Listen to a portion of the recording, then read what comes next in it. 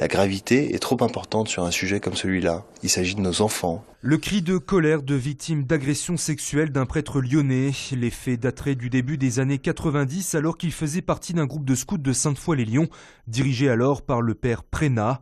Parmi elles, François Deveau qui a créé La Parole Libérée, association qui a mis en place un site internet visant à recueillir les témoignages de victimes. Moi, c'est arrivé en mai 90 et pour faire écarter le père Prénat, mes parents ont mis 10 mois. Le cardinal de Courtrai a pris la mesure et a tout de suite convoqué son vicaire général et a tout de suite convoqué Prénat et dans la semaine, l'affaire a été réglée. Une sanction qui ne sera effective que 6 mois, c'est ce qu'apprend François Deveau 25 ans plus tard par la police en charge d'une enquête préliminaire pour agression sexuelle ouverte en juillet 2015. Il y a un peu plus de 2 mois, j'apprends qu'en fait, il était jusqu'en août dernier doyen au Coteau, responsable de 15 lieux de culte et qui donnait des cours de catéchisme à des enfants. Donc quand j'ai appris ça, si vous voulez, je me suis dit c'est pas possible.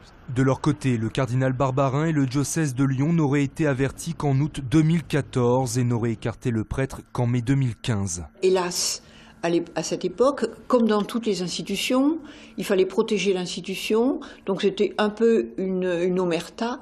Lorsque le cardinal Barbarin est arrivé, je sais que rien ne lui a été dit, que là, il a pris la mesure de quelque chose que jusqu'à présent il ignorait et qu'il a pris tout de suite des mesures correspondantes. À ce jour, le prêtre n'a pas été mis en examen, certains faits reprochés pouvant être prescrits. Le parquet devrait rendre les conclusions de l'enquête préliminaire la semaine prochaine.